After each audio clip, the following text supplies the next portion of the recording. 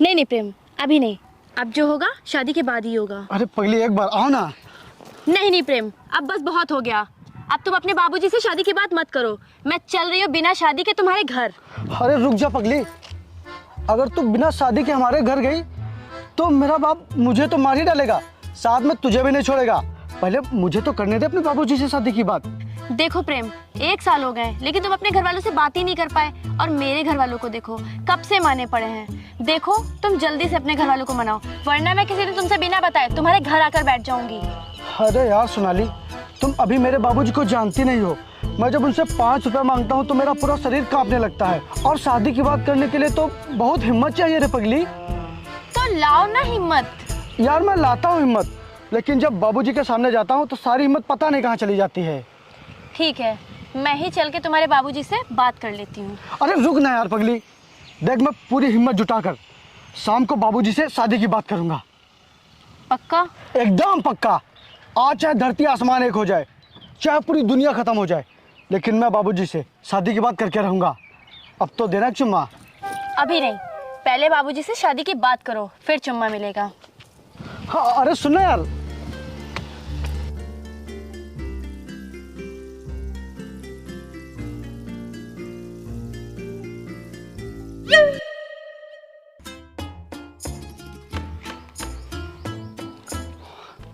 संकट कटे मिटे सब पीरा, जो सुमिरे हनुमत बलबीरा। जय बजरंग बली बाबा, शक्ति देना।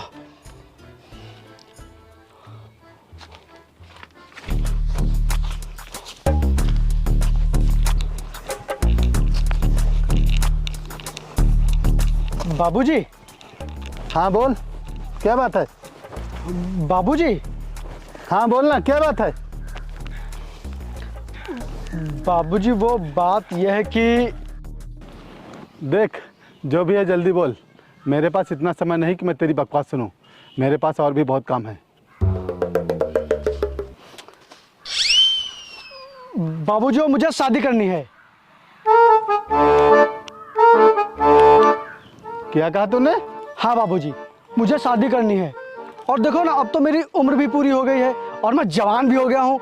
अब तो कर दो ना मेरी शादी। और बाबूजी आपको लड़की देखने जाने की तकलीफ भी नहीं करनी पड़ेगी। वो जो अपने गांव की सोनाली है ना, मैं उसी से शादी करना चाहता हूँ। और हाँ बाबूजी, वो राजी है और उसके घर वाले भी राजी हैं। बाबूजी पूरा मामला रेडी है, आप बस शादी के लिए हाँ कर दीजिए बस। बाबूजी वो मुझसे बहुत प्यार करती है और मैं भी उससे बहुत प्यार करता हूँ। बाबूजी मेरी शादी करवा दीजिए ना उससे। बंद कर अपनी बकवास। बाबूजी बचपन से लेकर आज तक मैंने जितनी भी बड़ी गलतियाँ की, आपने उन्हें हंसते हंसते टाल दिया, लेकिन आज मैंने ऐसा क्या बोल दिया जो आप इतना गुस्सा हो गए? क्योंकि एक शादीशुदा आदमी को दूसरी शादी के बारे में सोचना भी पाप होता है। हाँ शादीशुदा? ये आप किसकी बात कर रहे हैं बाबूजी? तेरी बात कर रहा हूँ। मेरी? लेकिन अभी मेरी कहाँ शादी हुई है बाबूजी? आप ये कैसी बातें कर रहे हैं? हाँ मैं सच कह रहा हूँ। जब तू 6 साल का था तब तेरी शादी हो गई थी। किससे बाबूजी? तू जानना चाहता है ना, तो सुन। 14 साल पहले मेरे सबसे प्यारे दोस्त प्रभाकर की बेटी से तेरी शादी हुई थी। हम दोनों एक ही कॉलेज में पढ़ते थे। वो पढ़ाई करने के बाद शहर चला गया और मैं गांव में ही रह गया। समय गुजरता गया, मुझे लगा मेरा दोस्त मुझे भूल गया होगा, लेकिन एक दिन अचानक वो मेरा बरसों पुराना बिछड़ा दोस्त पूरी फैमिली के साथ मेरे घर आ गया। उसके साथ उसकी एक प्यारी बेटी भी थी। और जैसे ही प्रभाकर ने तुझे देखा तो उसने बरसों पुरानी दोस्ती को रिश्तेदारी में बदलने को कहा, और मैं अपने दोस्त की बात टाल नहीं सका। तभी तुम दोनों की शादी हो गई थी। बाबूजी इस बारे में आपने मुझे पहले क्यों नहीं बताया? क्योंकि प्रभाकर ने कहा था जब तक बच्चे पढ़ लिख न जाएं, जिम्मेदार न बन जाएं, तब तक उनको उनकी शादी के बारे में न बताया जाए। और पता है, परसों मेरा दोस्त, मेरा समधी मुझसे मिलने आ रहा है। मैं उससे मिलकर अपनी बहू की विदाई की तारीख पक्की कर लूंगा। क्या हुआ, तू खुश नहीं है?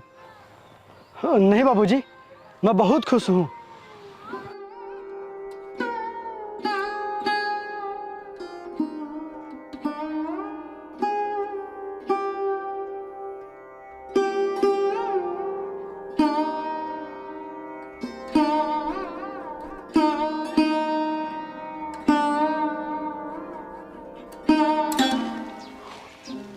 कहा प्रेम बाबूजी ने? बताओ ना प्रेम, क्या कहा बाबूजी ने? तुम चुप क्यों हो? बात हुई कि नहीं? सोनाली, वो मैंने जब बाबूजी से बात की तो उन्होंने बताया कि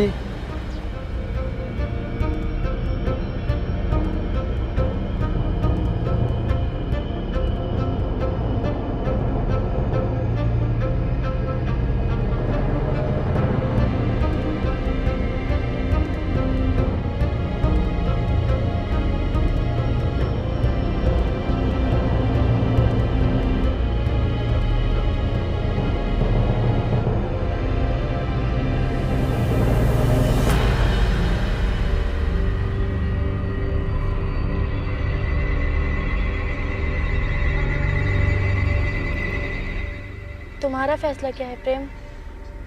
तुम इस शादी को मानते हो? सोनाली, मैं अपने बाबूजी को मानता हूँ और उनके हर फैसले की इज्जत करता हूँ। मैं चाह कर भी उनकी बात टाल नहीं सकता, क्योंकि माँ के गुजर जाने के बाद बाबूजी ने मुझे किसी भी चीज़ की कमी महसूस नहीं होने दी। तो फिर आज मैं अपने बाबूजी के इतने बड़े फैसले को कैसे मना कर दूँ सोनाली, बताओ। सोनाली, अब तुम इसे चाहे मेरी मजबूरी समझो, चाहे मेरी बेवफाई, इस दुनिया में मेरे लिए सबसे पहले मेरे बाबूजी हैं। प्रेम, तुम मेरी किस्मत में नहीं हो, लेकिन मुझे गर्व है कि मैंने तुमसे प्यार किया। वरना आजकल की औलादें तो अपनी खुशी और अपने प्यार के लिए एक बार भी अपने माँ बाप के बारे में नहीं सोचते, लेकिन मेरा प्रेम उन सबसे बहुत अलग है। सोनाली, आज के बाद मैं तुमसे कभी मिल नहीं पाऊंगा।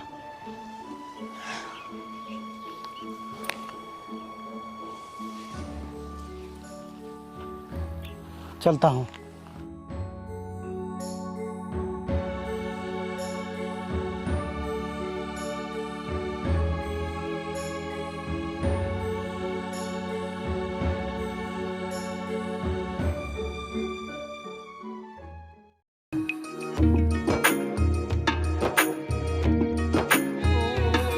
प्रेम बेटा, बाहर आओ, देखो मेरा दोस्त आ गया है।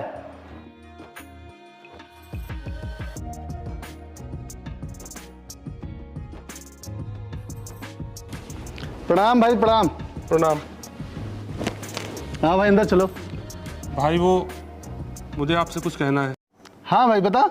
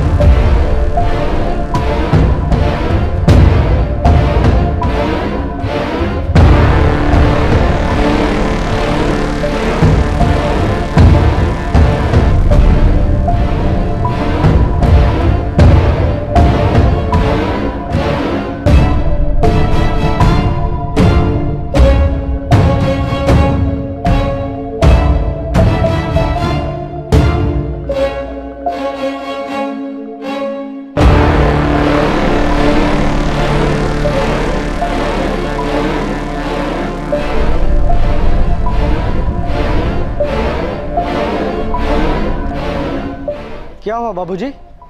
ससुर जी आए और तुरंत चले गए, कोई बात है क्या? कोई बात नहीं बेटा, अब मैं तेरी दूसरी शादी कराऊंगा और श्वेता से भी अच्छी बहू लाऊंगा।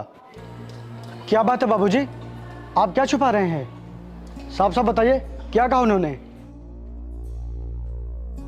बोलिए बाबूजी, आप कुछ बोल क्यों नहीं रहे हैं? बेटा वो कह रहे थे कि नारायण भाई, आज जो मैं तुमसे कहने आया हूँ, सोच रहा हूँ किस मुंह से कहूँ। क्या हुआ भाई? भाई वो मेरी बेटी श्वेता को। क्या हुआ मेरी बहू को? भाई वो श्वेता अपनी पढ़ाई पूरी करके अपने दोस्तों से मिलने जा रही थी, तभी रास्ते में अचानक उसका एक्सीडेंट हो गया है। उसकी जान तो बच गई है, लेकिन अब उसकी ज़िंदगी किसी काम की नहीं। तुम्हारे कहने का मतलब क्या है?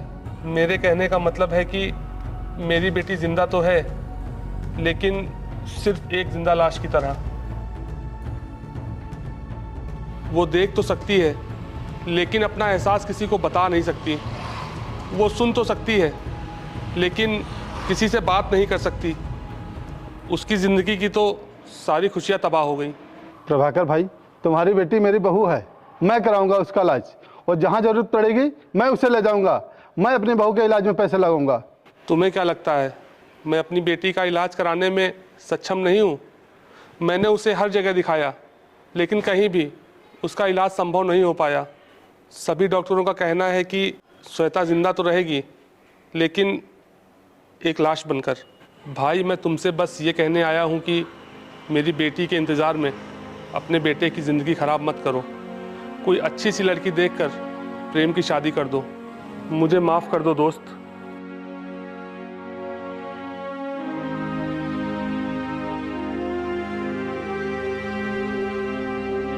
जो होना था वो हो गया, अब मैं तेरी दूसरी शादी कराऊंगा।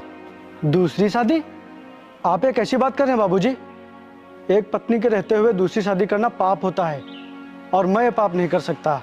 लेकिन बेटा, वो जिंदा होकर भी जिंदा नहीं है। सांस तो चल रही है ना उनकी, बस मेरे लिए वही बहुत है। अच्छा बाबूजी, आप मुझे एक बात बताइए, आज जो उनके साथ हुआ है, अगर वही मेरे साथ हो जाता और फिर वो कहीं और शादी कर लेती, तो फिर आप क्या कहते?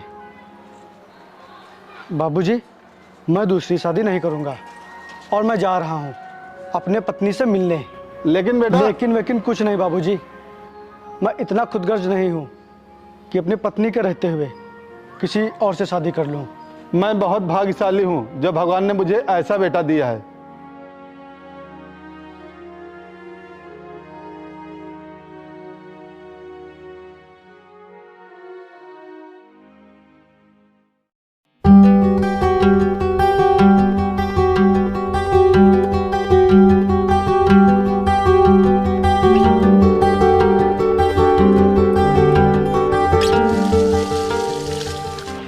बाबूजी,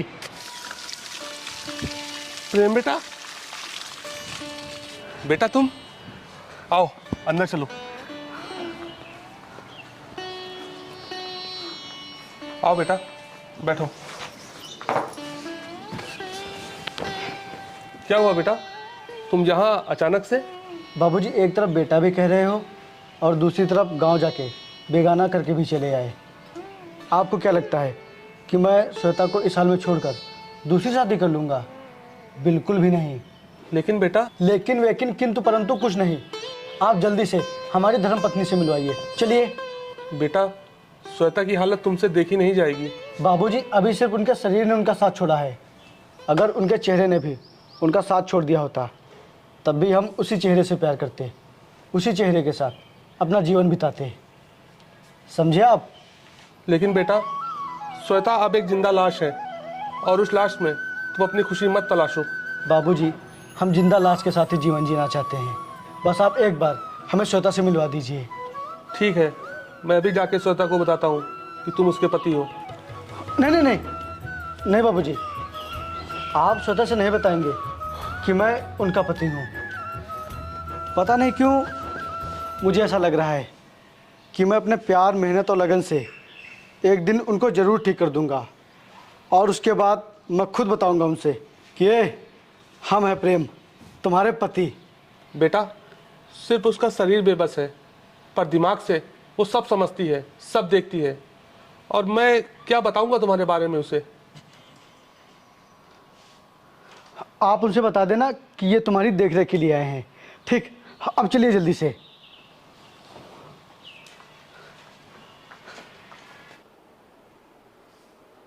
ये रही मेरी बेजान बेटी।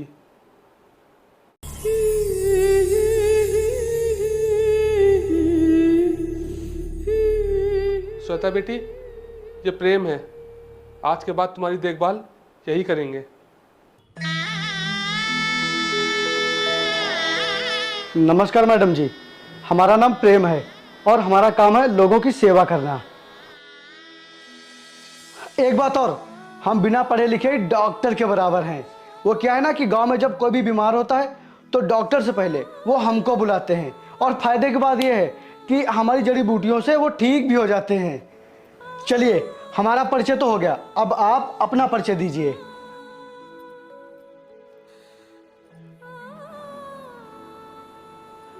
कोई जल्दी नहीं है, हम यहाँ आए हैं आपको ठीक करने, और एक दिन हम आपको पक्का ठीक कर देंगे, ये हमारा विश्वास है।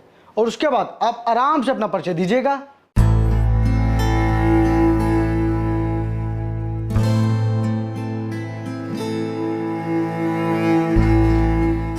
देखिए मैडम जी, आपने बहुत आराम कर लिया, आज से आपका आराम करना एकदम बंद।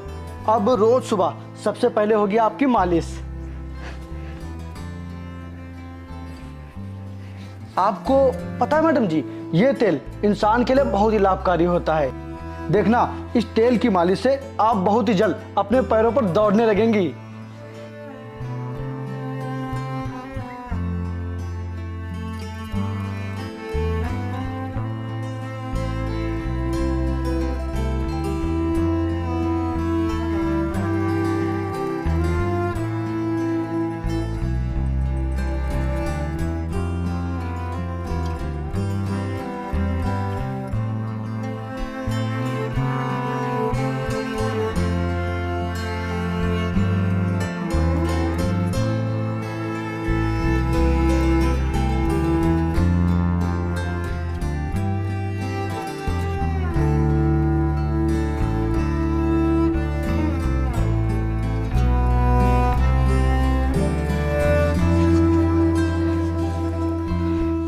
हो गई मैडम जी आपकी आज की मालिश। वैसे मैडम जी, आप एकदम फिट लगती हैं और खूबसूरत भी, बिल्कुल फिल्मों वाली हीरोइन की तरह।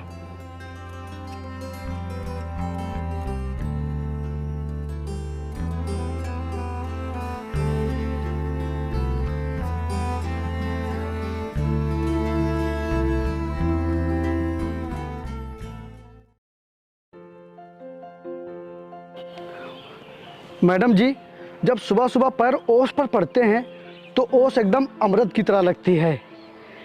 और आप जानती हैं, नंगे पैर ओस में पड़ने से जो पैर के नीचे की कोमल कोशिकाएं होती हैं और उससे जुड़ी जो मस्तिष्क की तंत्रिकाएं होती हैं, उनमें बहुत असर पड़ता है, जो शरीर के लिए बहुत ही लाभदायक होती हैं। और हाँ मैडम जी, अब रोज़ आपको ऐसे ही चलना पड़ेगा। हाँ,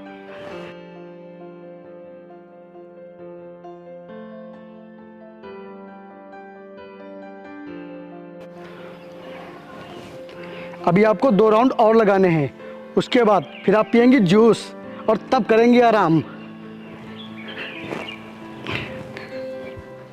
आइए मैडम जी, बैठिए। बैठ जी आराम से। सुबह की एक्सरसाइज तो हो गई ख़त्म, अब मैं आपके लिए जूस लेकर आता हूँ। बैठिए आप।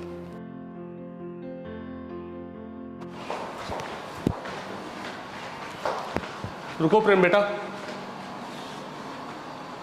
तुम्हें क्या लगता है, तुम्हारे इस तरह जिद करने से क्या श्वेता ठीक हो जाएगी? बाबूजी, मुझे पूरा विश्वास है कि मेरी श्वेता एक दिन ज़रूर ठीक हो जाएगी। और कल से मैं श्वेता के साथ डबल एक्सरसाइज करूँगा, डबल मेहनत करूँगा। देखना, एक दिन अगर श्वेता को उसके पैरों पे न दौड़ाया तो मैं भी गांव का लड़का नहीं।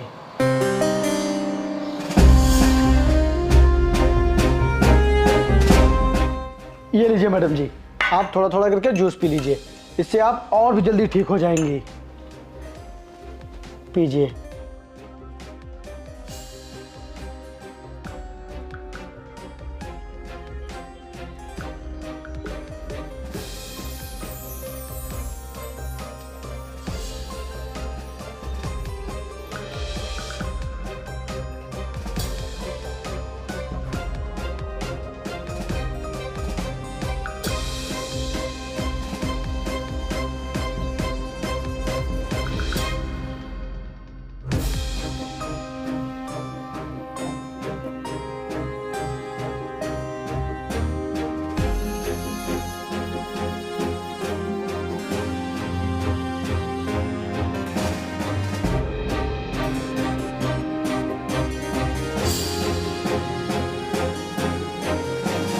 मैडम मैंने इस दूध में केसर, हल्दी और जड़ी बूटी मिलाई है। आपको पता है पुराने ज़माने में जब सैनिक लोग लड़ने जाते थे, युद्ध करने जाते थे और जब उनके चोट लग जाती थी, घायल हो जाते थे, तब वो जड़ी बूटी को दूध में मिलाकर पी लेते थे और फिर सुबह तक एकदम चुस्त और दुरुस्त होकर युद्ध के लिए फिर निकल जाते थे। इसी तरह मैडम जी, जब आप रोज़ ये दूध पियेंगी तो आप भी बहुत ही जल्द चुस्त और दुरुस्त होकर अपने पैरों पर चलने लगेंगी। लीजिए, दूध पीजिए।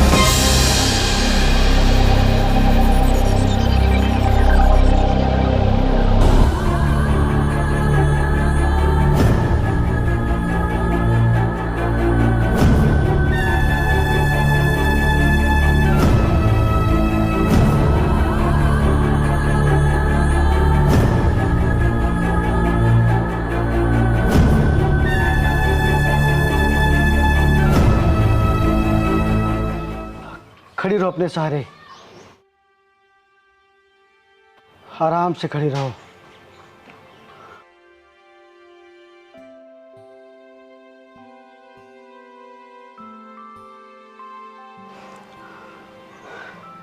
खड़ी रहो अपने सहारे, आराम से एकदम।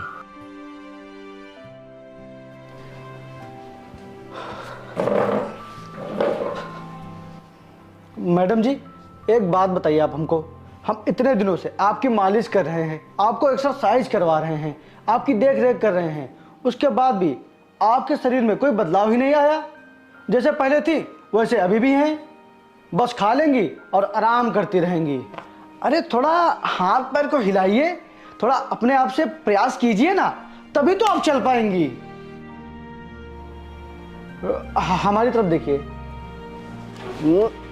देखिए, हाँ देखिए मैडम जी, भगवान ने आपको कितनी प्यारी आंखें दी हैं, बिल्कुल लाल टमाटर जैसी। कम से कम इन्हें इधर उधर घुमा लिया कीजिए। मैडम जी, हमारे गांव में जब कोई लड़का और लड़की आपस में नैन मटक्का करते हैं तो वो ऐसे करते हैं, लेकिन ये कठिन है। आप ऐसे कीजिए जैसे ट्यूबलाइट होती है, कीजिए, बंद खुला लब दब कीजिए कीजिए कीजिए कीजिए ना मैडम जी, कीजिए ना, प्रयास कीजिए एक बार। अरे वाह मैडम जी, आप तो आंख मारने लगी। मैडम जी एक बार और कीजिए फिर से। मैडम जी रुकिए, मैं बाबूजी को बुलाता हूं। बाबूजी यहाँ आइए, जल्दी से आइए ना बाबूजी, जल्दी आइए। क्या हुआ प्रेम बेटा? बाबूजी, मैडम जी ने अभी अपनी पलकें झपकाई। मैंने इनसे कहा कि आप अपनी पलकें झपकाइए, तो इन्होंने 2 बार ऐसे ऐसे किया। रुकिए, मैं अभी आपको दिखाता हूं। मैडम जी जरा एक बार अपने बाबूजी को पलकें झपका के दिखा दीजिए। कीजिए ना, यूं यूं यूं कीजिए ना मैडम, कीजिए ना।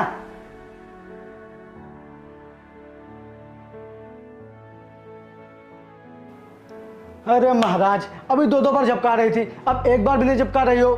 कीजिए ना, देखिए मेरी इज्जत का सवाल है, झपकाइए ना। मैडम जी झपका दीजिए ना एक बार, मेरी बेइज्जती मत करवाइए, मैं तो आपकी सेवा करता हूं ना।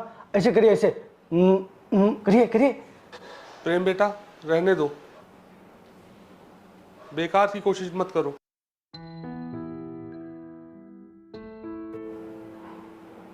एक नंबर की चीटर है ना आप, अपने बाबूजी के सामने मेरी बेइज्जती करवा दी ना। जाओ, मैं आपसे बात नहीं करता, एक नंबर की चीटर हैं आप।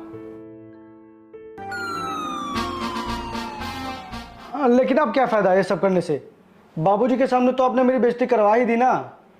जाओ, मैं आपसे बात नहीं करूंगा,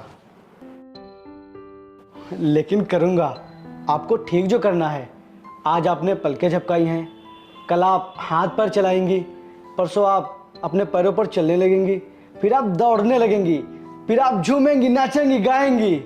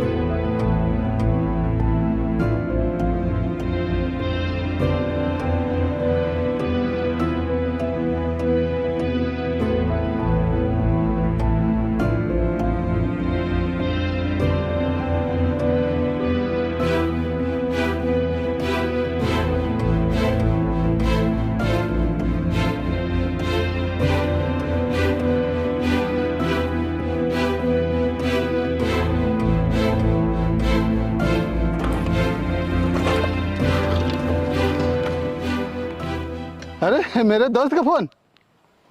हेलो, हाँ बोलो, क्या हुआ दोस्त? जिसके पास तेरे जैसा दोस्त हो और प्रेम जैसा दामाद हो, भला उसे क्या हो सकता है।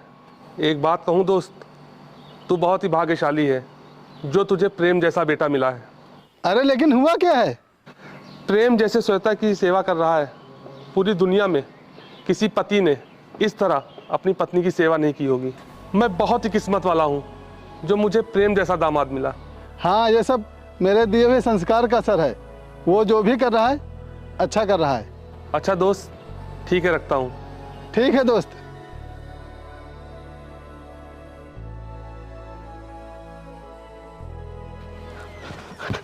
आपको पता है मैडम जी, ये फुटबॉल खेलना मर्दों का काम होता है, क्योंकि ये बहुत ही हिम्मत वाला खेल होता है।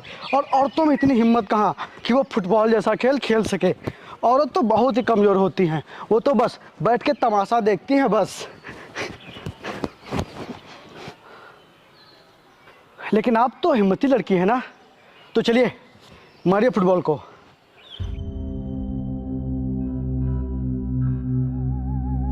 क्या हुआ मैडम जी, हिम्मत नहीं है क्या? वाकई में ये सब खेल औरतों के है ही नहीं। और अगर आपके अंदर हिम्मत है तो चलिए मारिए फुटबॉल को, दीजिए मुझे, मारिए मारिए। क्या हुआ मैडम जी, नहीं हो पा रहा है क्या? चलो छोड़ो, लगता है आपसे ये सब नहीं हो पाएगा। क्या हुआ, ये नाजुक नाजुक पर उठ नहीं रहे हैं क्या?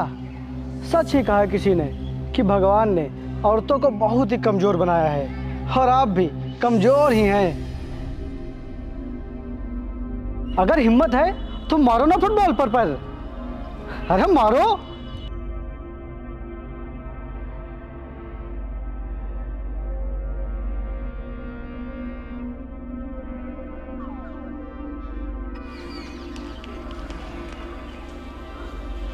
क्या हुआ मैडम जी, हार मान लिया आपने? ये समाज कहता है कि लड़कियां, औरतें बहुत ही कमज़ोर होती हैं। तो मैडम जी, आज गलत साबित कर दीजिए इस समाज को, दिखाइए हिम्मत, मारिए पैर। आप ये कर सकती हैं मैडम, दिखाइए हिम्मत।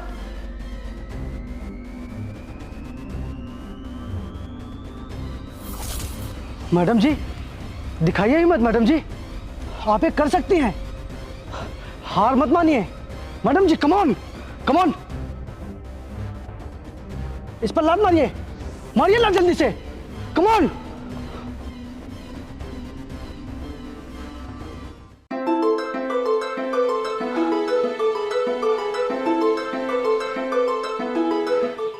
मुझे पता था मैडम जी कि आप ये कर सकती हैं, और मुझे पूरा यकीन है कि एक दिन आप अपने पैरों पर जरूर खड़ी होंगी। और जिस दिन आप अपने पैरों पर खड़ी हो जाएंगी, उस दिन मैं आपको सरप्राइज दूंगा, और फिर आप खुशी के मारे झूमने लगेंगी।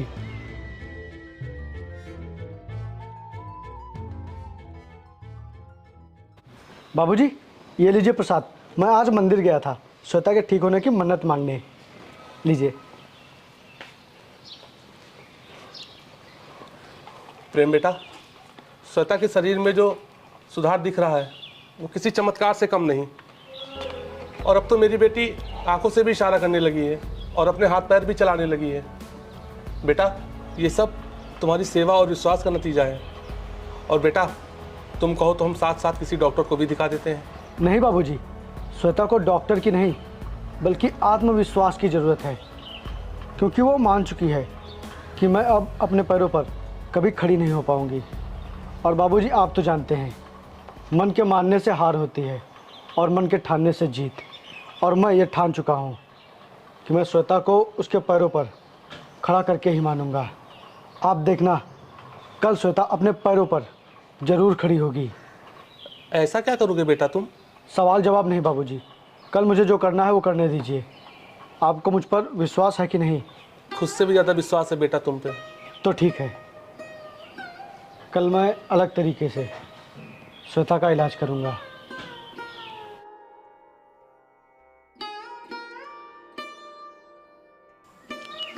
हेलो, पैर लगो बाबूजी। खुश रहो बेटा, खुश रहो। क्या हाल है? एकदम ठीक। बहू कैसी है? ठीक है। और बाबूजी, खुशी की बात यह है कि आपकी बहू की तबीयत में काफ़ी सुधार आ गया है। बस बेटा, बहू को जल्दी से ठीक करके घर ले आ। हाँ बाबूजी, बस आपकी बहू जल्दी से पूरी तरह से ठीक हो जाए बस। अच्छा बाबूजी, फ़ोन रखते हैं। प्रणाम। खुश रहो, खुश रहो।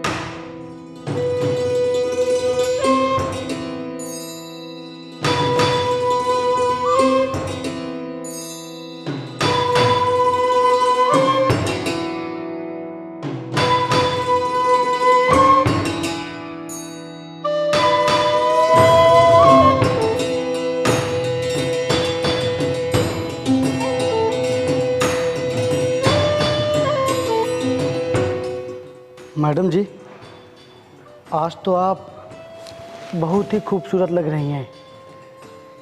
इतनी खूबसूरत लड़की इतने दिनों से इतनी शांत बैठी है, अच्छा नहीं लगता।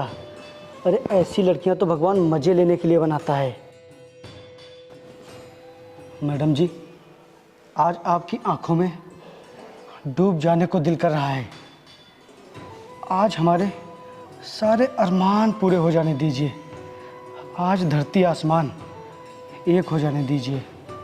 बहुत ही हसीन मौका है, आप भी अपने दिल के अरमान पूरे कर लीजिए।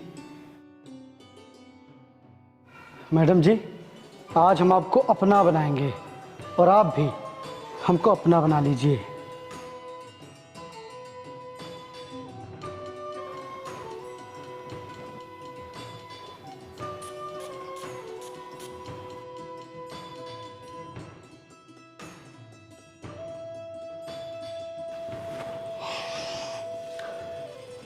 आज मौसम बहुत ही सुहाना है। आज सिर्फ रोमांटिक बातें होंगी। आपकी आंखें तो बहुत ही शराबी हैं मैडम जी। आज सिर्फ आपके साथ शरारत करने का मन कर रहा है।